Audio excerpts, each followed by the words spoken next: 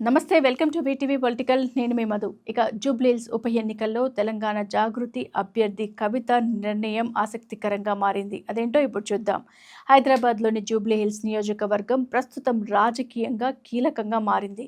మరి కాంగ్రెస్, బీఆర్ఎస్ ఇప్పటికే తమ అభ్యర్థులను ఖరారు చేశాయి. అయితే అధికారిక ప్రకటన మాత్రమే మిగిలి ఉంది.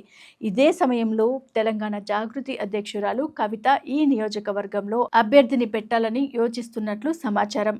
ఈ నేపథ్యంలో కవిత సోమవారం జూబ్లీహిల్స్ మాజీ ఎమ్మెల్యే పి విష్ణువర్ధన్ రెడ్డిని కలిశారు. అరగంటకు పైగా జరిగిన ఈ భేటీలో కవిత ఉప ఎన్నికల్లో పోటీపై చర్చించినట్లు తెలుస్తోంది. విష్ణువర్ధన్ రెడ్డి కవితను జూబ్లీహిల్స్ పెద్దమ్మ తల్లి దసరా వేడుకలకు మాత్రమే ఆహ్వానించానని క్లారిటీ ఇచ్చారు.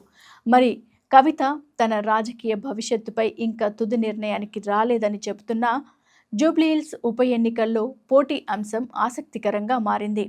మరి ఈ పరిణామం తెలంగాణ జాగృతి పార్టీకి కొత్త దిశగా మార్పులు సూచిస్తోంది.